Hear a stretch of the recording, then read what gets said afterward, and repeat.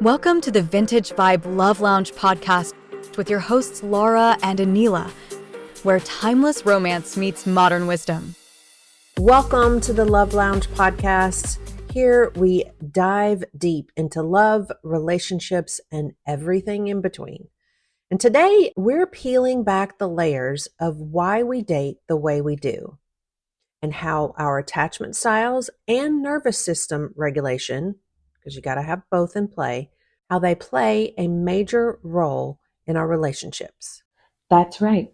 If you've ever found yourself stuck in unhealthy patterns, attracted to emotionally unavailable people, or even feeling anxious about love, well, today's episode will be a game changer. So we're going to be breaking down the 4 main attachment styles: secure, anxious, avoidant, and disorganized. And discussing as well how our nervous system regulation impacts the way we show up in relationships. Because let's be real, if your body doesn't feel safe, it's going to sabotage your ability to connect authentically. Plus, we'll share some powerful tools to help you regulate your nervous system so you can move towards secure attachment, whether you're dating, healing, or deepening an existing relationship. Okay, so first we're going to talk about what are the relationship attachment styles. So of course, let's just start with the basics. Attachment theory comes from the work of psychologist John Bowlby and later Mary Ainsworth. This theory explains how the way we bonded with our caregivers as children shapes how we attach to romantic partners as adults. And the 4 main styles are: 1. Secure attachment. You feel comfortable with intimacy and independence. Relationships are balanced and you trust your partner. 2. Anxious attachment. You crave closeness but often fear abandonment. You may overthink, seek constant reassurance, and feel insecure. Number 3, avoidant attachment. You feel independence to the point of emotional distance. Commitment can feel suffocating, and vulnerability is a struggle. Number 4, disorganized, which is also a fearful avoidant attachment. It's a mixture of both anxious and avoidant behaviors. You crave connection, but also deeply fear it. Now, if you recognize yourself in any of the insecure types, don't stress. These are learned behaviors, meaning they can be unlearned. Now, let's dive into how your nervous systems impact your relationships. This is the part that most people don't talk about. Your attachment style isn't just about your past, it's also deeply connected to your nervous system state. Yes, if your nervous system doesn't feel safe, it will override logic, self-awareness, and even your best intentions. It's why people with anxious attachment can't just stop overthinking, and why avoidant types pull away when in truth they really don't want to. Here's a quick breakdown. When your nervous system is regulated, you feel secure, open, and available to connect authentically. When you're in a fight or flight, you may become anxious, clingy, or hyper-vigilant in dating. Now, when you're in shutdown mode, which is freeze response, you may avoid connection altogether or feel emotionally numb. And this helps to explain why healing attachment wounds isn't just about mindset shifts. It's also about body-based healing. Because if your body is stuck in survival mode, your love life will reflect that. If you want to build healthier relationships, you have to do 2 things. 1, Understand your attachment style so you can recognize your patterns. 2, learn to regulate your nervous system so you can feel safe in love.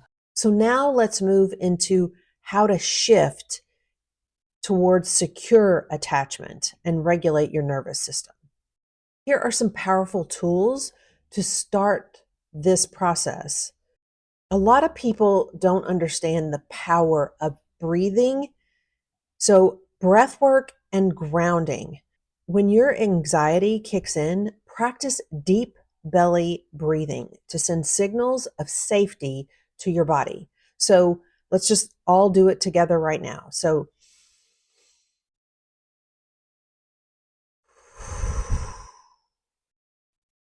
I already feel better just in that one breath. There's also self-soothing practices.